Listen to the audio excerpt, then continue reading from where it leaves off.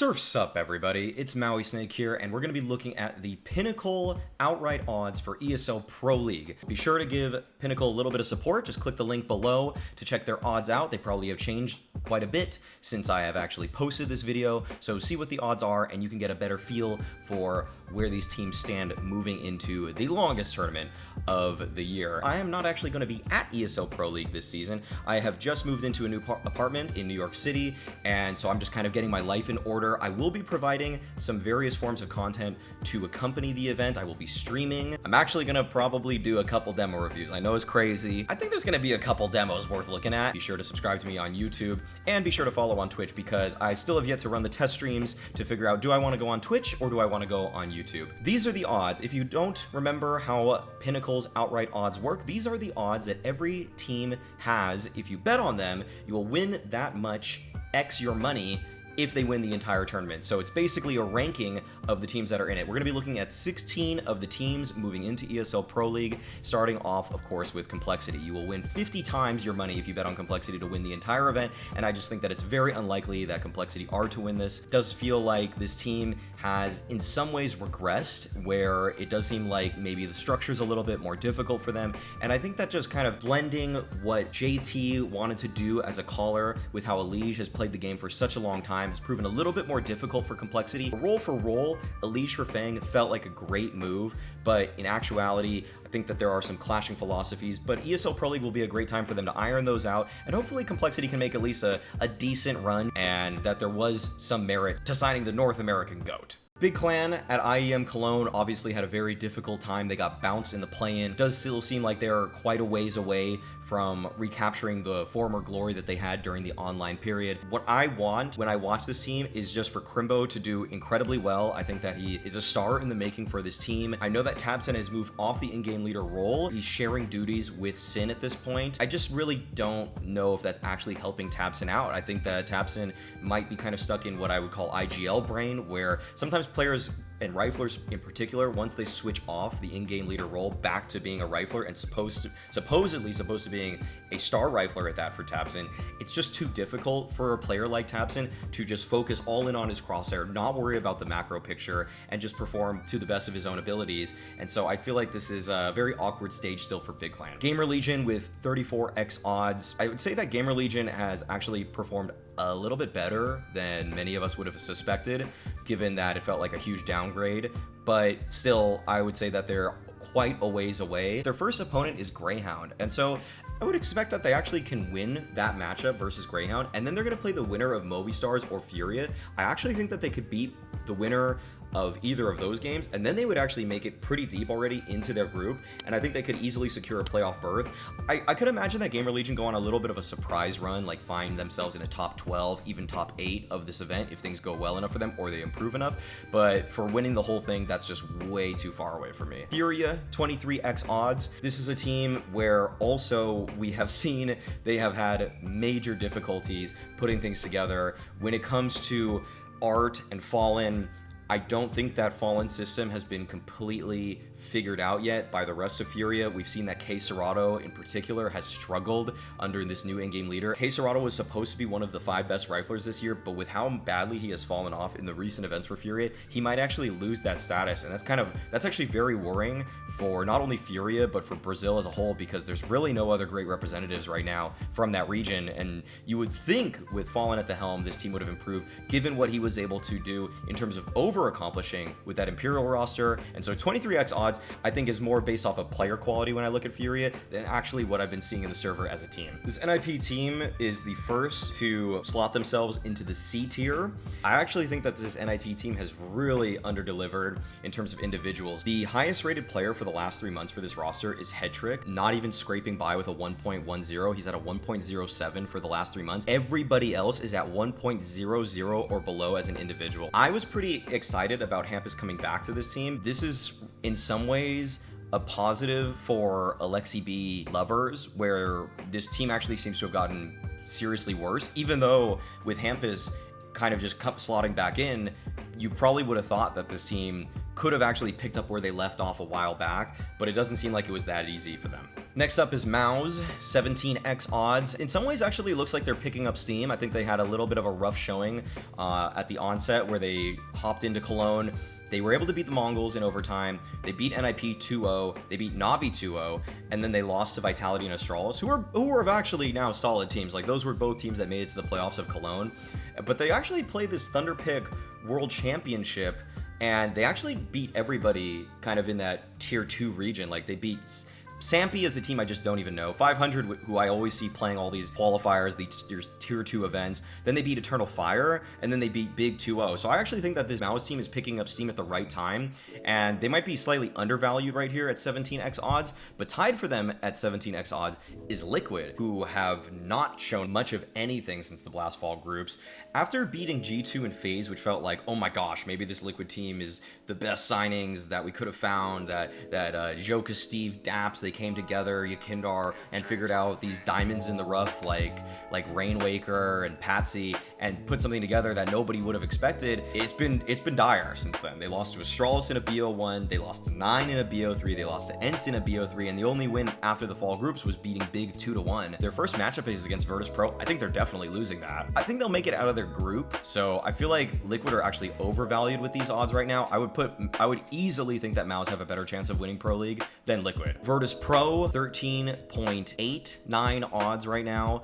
They, at Gamers 8, were able to defeat FaZe, which is something I actually predicted on my pick stop video, that I thought that underdog matchup could go in their favor, but then they lost to G2 2-1, and it was a very close 2-1. They're still playing online stuff. They played at this event that I don't even really like, Pari Dunov Party, and then they beat Aurora and Cybershow. I really value when teams are continuing to grind. I think that every team has shown us that when you play more events, more officials, you learn faster, you get better quicker, and you actually can probably punch upwards even if the name value on your team doesn't seem like it should have that potential. I would just say that the likelihood of them winning the event, very low, but VP are like the perfect team to always think about when it's like, who is the long shot bet, because they can play to their own pace, because they have such a defined style. They actually can catch so many teams off guard because everybody's prepping for this singular kind of European balanced style of Counter-Strike. Just because of the growing pains of putting Norbert back in for kicker, there is a chance that they do lose to Liquid very early on here, just because of that integration period. Navi at 12.2 odds. This is a team that to me has kind of found their position in the space where I now almost know what to expect from Navi match to match, where I don't necessarily feel like they're ever going to be beating the elite teams just randomly, and I also don't really think that they're going to be losing too often to teams that are well beneath them. So I think that they should win their first 2 matches of ESL Pro League. They actually could beat a team like FaZe if that team comes from the other side of the bracket here in this group, so they could win their group all the way. I really wouldn't put too much stock into this Navi team just yet, because I feel like their growth is going to be fairly linear. One factor that can make you believe in this Navi is that Blade, in an interview when they made these big roster changes, did say that at ESL Pro League, they'll know what this team is and they'll almost peak for ESL Pro League. No one really cares to ever peak at ESL Pro League, but I've found that doubting Blade is generally a bad idea. That's really the one saving grace for Navi right now. Next up is Astralis. Barely better odds, by the way, yet I would say that they've been performing a decent chunk better than some of the other rosters that are here, as they've beaten NIP, Maus, Heroic, and Navi in BO3s on LAN. The only team that they lost to at Cologne, including the play-in, was G2 they lost to twice. That could simply be a bad matchup for them. I actually think that this Astralis team could very well make a top 4 run at this event. I have some serious doubts about Borup right now. He tends to over-peak when he's confused. I wish he just exercised a little bit more self-preservation in heated moments. There's a chance that he improves, but he's also on the older side, and so you would kind of think that some of his tendencies are pretty well ingrained into how he plays. But I will say that this team is probably the best at Ancient T side right now in the world. I actually really love Astralis' Ancient T side. The way that they use nades conditioning onto the B bomb site at the beginning of nearly every round makes it very difficult for the defenders over there, and so they can, to me, they should be able to always scrap together like 9 rounds. Although I will say that going into ESL Pro League, I think a lot of people expect Astralis, or they think that Astralis is the best Ancient T-side team, and so teams are going to break down what they have been doing at Cologne, and they're going to probably try to say, how are we actually going to counter this? The first team to enter the B tier is FaZe at 7.3x odds, and FaZe to me is just the biggest enigma right now in Tier 1 CS. I never know what I'm going to get from this team tournament to tournament. I really simply don't know what motivates this team anymore. I don't think that ESL Pro League, with no Grand Slam on the line for them, is going to get them out of bed here. They should just defeat 9Z, and they should probably defeat Fnatic in the second round. So I don't think they're going to bomb out of groups necessarily. It's harder for me to actually now answer why they would be good as opposed to why they would be bad. I think that actually some of the other teams we've looked at already should have better odds than FaZe. This is kind of how betting websites work though, where you're going to get pretty tough odds on a team that has shown that they can win tournaments even if they are so far removed from being competitive on the world stage. Next up is a team that I know everybody wants to bet on. It's Cloud9. Like everybody, like the odds are so tough for Cloud9. Like 5.3 for a team that has more or less not proven too much yet is pretty funny because everybody knows that this team has the potential to win every tournament. ESL Pro League could be the perfect time for them to do that because their bracket run is super simple right now. They will beat Eternal Fire. I think that they're definitely going to beat the winner of Complexity or 9.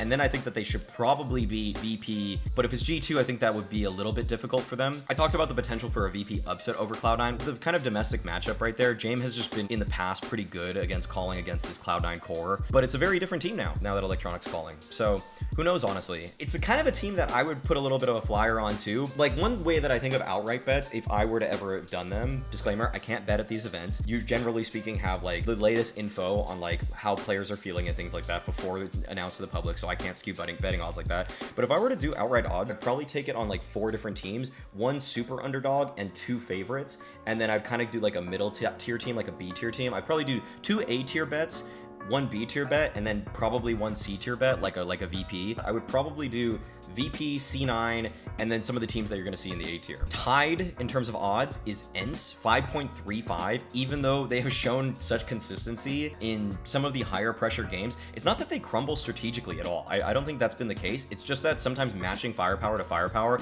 or just individual decision making can be pretty tough for them. Other teams have players like Nico, players like Hunter, players like Zywoo, Shiro. Ence doesn't really have that guy yet. You're not that guy, pal. Trust me. You're not that guy. I think Sun Pius is supposed to be that guy. I think a lot of us want him to be. I think Nerds also can be that guy. And I think that's why they're a great matchup for a team like Heroic, where both of these teams win due to the sum of their parts, not because of the individual strengths. I actually like Ence a lot. And I think that they would be a really cool team to try to take a chance on in this one, because it's kind of like if they get the right draw, they have a great chance to do well. I think that they're going to clean up their bracket. They can easily clean up this group by defeating Heroic in the final round. And that puts them in a great position to actually make a deep bracket run. Entering the A tier, we have Heroic, and Pinnacle still has them with great odds, with great potential to win this entire event, even though we have seen numerous and countless times that Heroic can simply not win an ESL/IEM event. Like, they can't do it to save their lives. They can win in these 8-team tournaments, like the Blast Fall groups, like the Blast Fall finals. They can win the Blast Spring finals. They can save their season with these Blast victories. It's almost like the pressure builds based off of how many matches they play in a tournament, and once it hits a certain threshold, it's like, oh my god, we've made it so far into this tournament, and now we're just going to crumble to god knows who team. I am surprised their odds are this tough. Like, I could never take Heroic with 4.41 because I just think that they're never really going to win anymore, but I would take them with like 5 point whatever odds at like a Blast Spring finals. Like that seems like the time to take them. This might come back to bite me. They might win ESL Pro League, who knows, but I just don't see it happening here. Vitality with the same odds as Heroic with 4.41. Vitality has a much better chance to win the tournament than Heroic, just because in a lot of their matches they can rely on having the best player in the server, despite having no signature moves, no signature style. Zywoo is comprehensively the strongest player in CSGO right now. I would say that the only person that competes with him is Nico, but Zywoo's using a better gun. They have a great chance to win this event. I will say that they have a great chance. I think that they have hit their stride with Flames. To me, they look better at Gamers 8. They look like they're a bit more cohesive than what we saw at IEM Cologne. Vitality go into nearly every tournament along with the other team that occupies the A tier as one of the few teams that I think should have a strong chance to contend for the title without question. The last team in the A tier is G2 with the same odds at Vitality and Heroic at 4.41. They have obviously shown that they have the potential to win tournaments, having won Katowice and Cologne already this year. What would be an ESL Pro League to a team that can win in the biggest stadiums on the Counter-Strike circuit? That's a great question, and I don't think that for G2 there's any reason to doubt them. I don't think the only thing is that with G2 we know that they can fall apart tournament to tournament, but there's a couple things that to me G2 has really mastered. Inferno T side, they're the best right now. I would say that they're the best Inferno team in the world right now, based off of consistency and based off of the fact that I can almost always pin them to take down 9 rounds on the T side of it. And they have the best rifler in the world easily. They have a top 4 opper in the world with Monacy. Hunter is probably, if he's like your secondary rifle star, you already have a super stacked team right now. In fact, if you kind of look at the core trios between G2 and Vitality, you look at Nico, Monacy, Hunter versus, I would say, Zywoo, Spinks, and Magisk. I think that G2 has that as a trio, but I do think that Vitality play some more consistent CS. I think that when it comes to fundamentals and making sure that they come in with a really solid game plan and also making like mid-half adjustments, I think Apex has actually been better. And I actually think that when I think of IGL tier list right now, I would put Cadian and Snappy in the S tier, but I would probably have to put Apex in the S- tier and then Hooksy A+ tier. For G2, I think there's a great chance that they win. If I kind of go back to that idea that I would normally place a bet on 4 teams, I would probably myself take G2, Vitality, Cloud9, and Virtus.Pro. There's an argument to throw Astralis into the mix. I think they're a little too far away. I think they're the only team of the 4 teams I just mentioned that to me have a very clear weak link in Borup. But yeah, that's gonna be it for this video, guys. Shouts out to my editor, who I just started working with on this one. Hopefully this video turned out well because of him. Be sure to subscribe to me on YouTube if you haven't. Be sure to check out my potential stream on Twitch, but also be subscribed on YouTube so in case I stream there. And as always, guys, being toxic is a choice.